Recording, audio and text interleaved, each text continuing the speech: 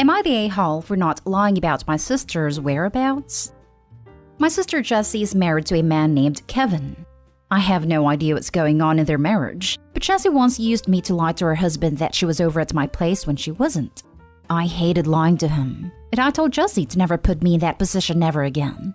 A while ago, Kevin called me late at night, asking if Jessie was over at my place because she claimed we were having a girls' night out. I didn't know what to say, and when he heard Seinfeld playing in the background, he got suspicious. I got so fed up that I bluntly told him Jessie wasn't with me, and I hadn't seen her all day. Jessie and Kevin are getting divorced now, but my sister refuses to tell anybody why.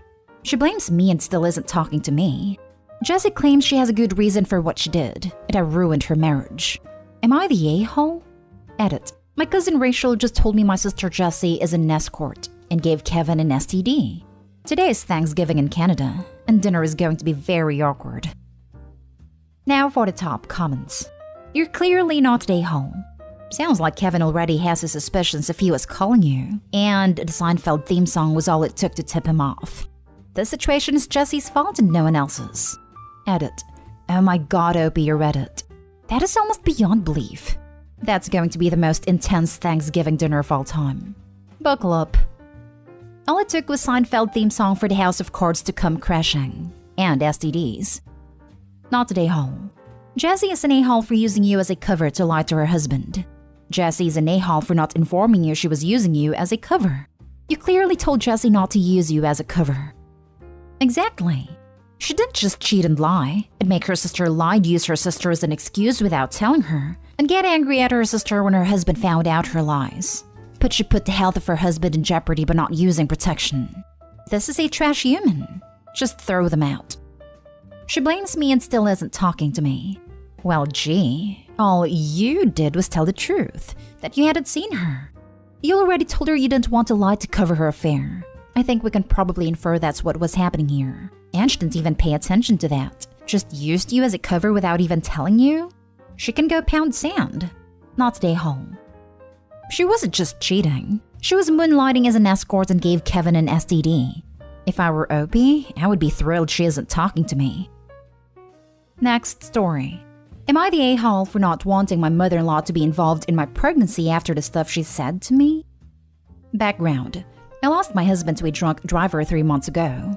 Ironically, we were on our way to visit his parents to tell them about my pregnancy when the accident happened. I somehow got away with just a permanent scar on my forehead while he died in a hospital 8 hours later. We were able to talk to him some hours before he passed away, and it was not pleasant. My sister-in-law, my late husband's 2 best friends, and his cousin have been really helpful through these times. Sister-in-law has come to stay with me indefinitely, and her husband has been understanding. His best friends both keep dropping by to check on me, and so does his cousin. I never got to announce my pregnancy to anyone. I just couldn't get myself to.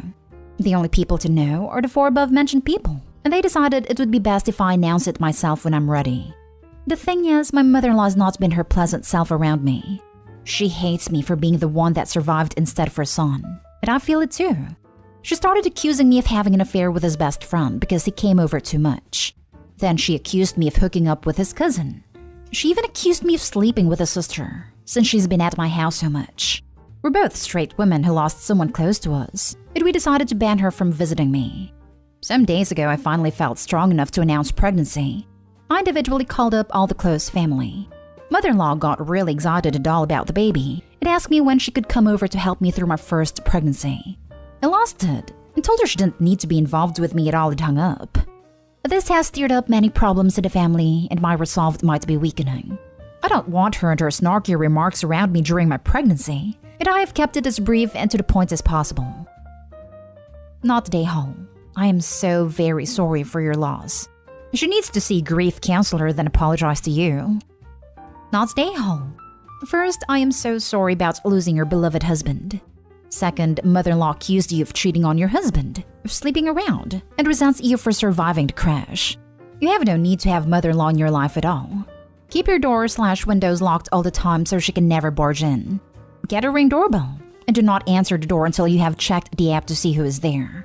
Ask sister-in-law to rein in her mom, and to tell her that at some point you may be willing to talk to her, But it is going to take a lot of time for you to forgive mother-in-law for lashing out at you while you are grieving losing your husband.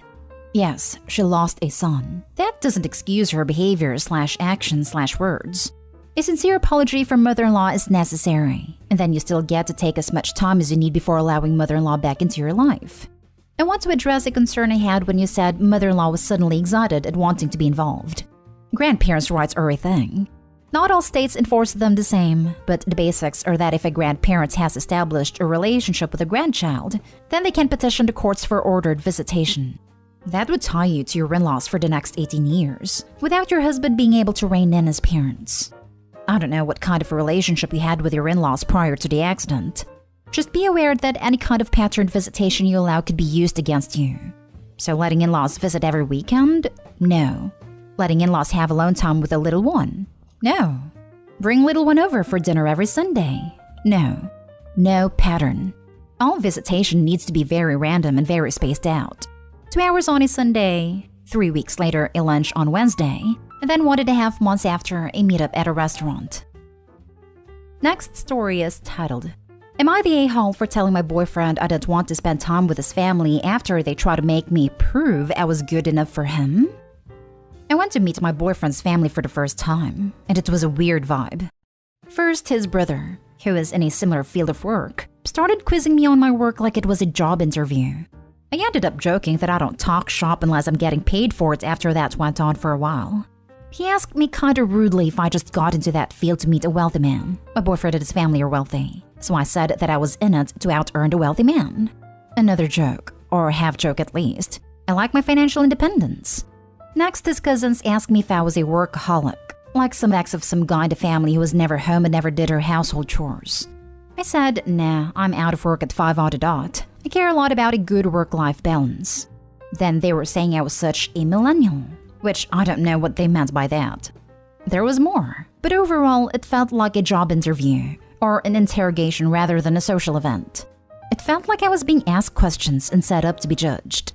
I left early after a conversation with his mom who was asking me about my homemaking skills, and not really liking my answer that my boyfriend is the better cook. And before I met him, I was eating too much takeout, but he's teaching me to cook. His mom made a comment about how in her day, women brought something special to the table. I kinda tried to play it off as a joke, saying that I'd bring him beer, but it really didn't land. Anyway, I headed out early and he stayed that night, but as soon as he left too, he wanted to talk about why I had dipped super early. I said I felt like I was being interviewed for a job of being good wifey, instead of just meeting people socially. And I feel like that's not something I enjoy. I like hanging out with people who are chill and accepting. He said it felt like they were just being protective and tried to make sure he was ending up with a good partner, and they meant well. And they are like that whenever a new partner gets introduced, but they warm up to people quick. That every woman in the family had been questioned a bit and bond over it later on. I said I already know I'm a catch, and honestly, they were disrespecting us both. Me by making judgy comments, and him by not trusting him to pick a good partner himself. I said that I didn't feel like going for Thanksgiving or Christmas anymore, unless some people apologized and agreed to not do this weird hazing stuff again. He said that he felt I was being unreasonable, that I should give them another chance at Thanksgiving. I feel like he's being insensitive and pushing me to go somewhere I'm not respected, again. Am I the a-hole for telling my boyfriend I don't want to go to his family's holidays after they met me, and it felt like they questioned my worth for hours? Not the a-hole.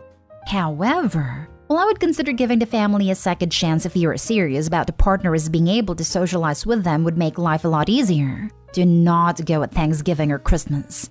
That is a terrible idea. His family will probably be more entrenched in their ways and feeling possessive.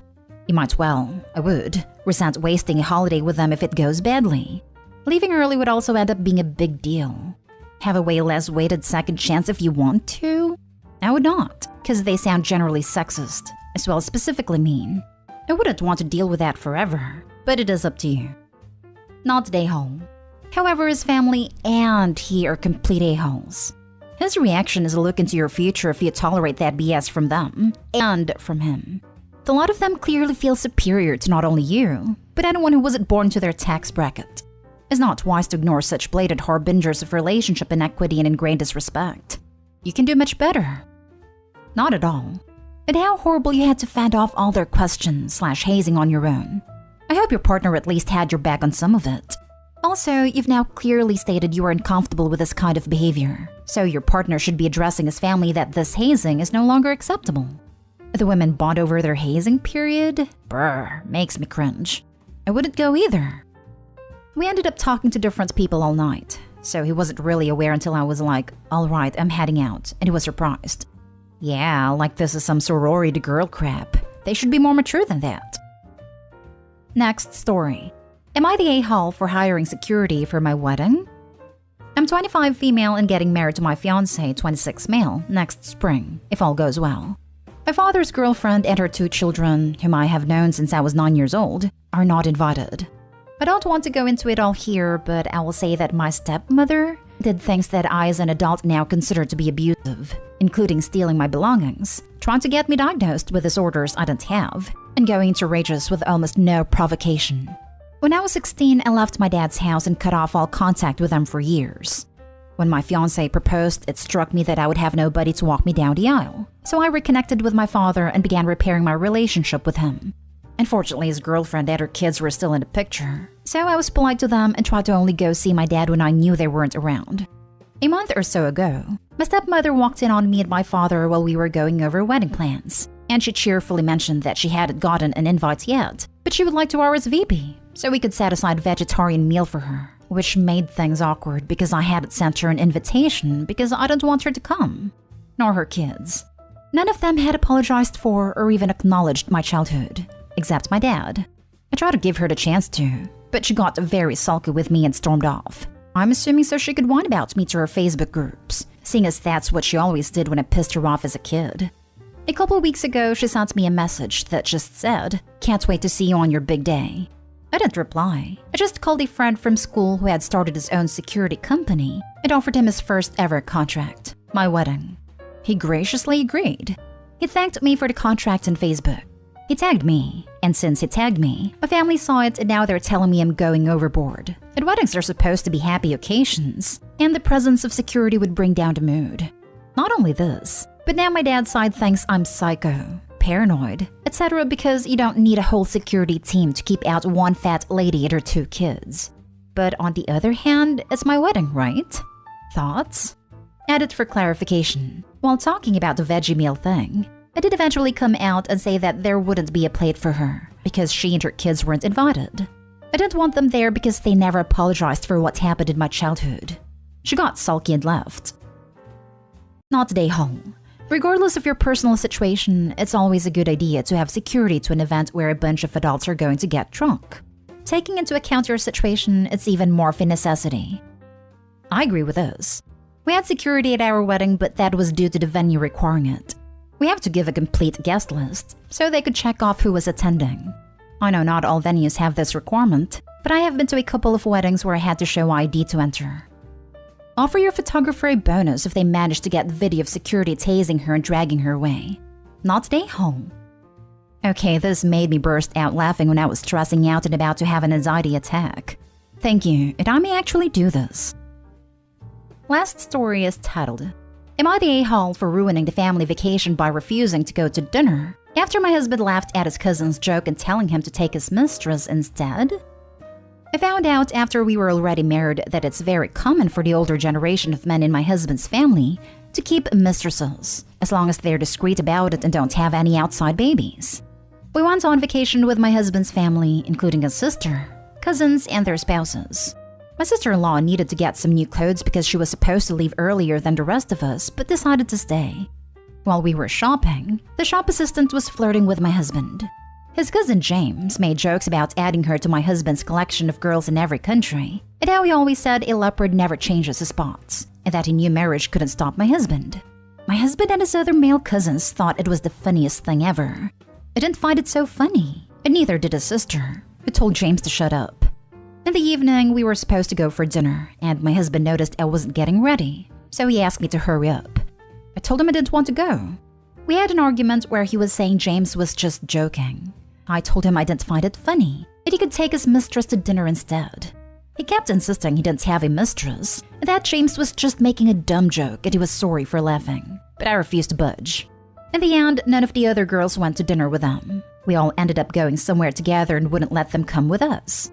For the rest of the vacation, my sister-in-law insisted we would treat it like a girls' trip, and the boys could do whatever they wanted without us. My husband was pissed at me for overreacting to a joke and ruining the family vacation, especially since James apologized too, but things didn't go back to normal. Was I the a-hole? Joking about a mistress is a deeply disrespectful thing to do. It sounds like you weren't the only woman fed up with this kind of banter.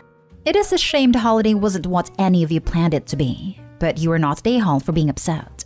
I will say this, now that you are home, perhaps it is time to move past it.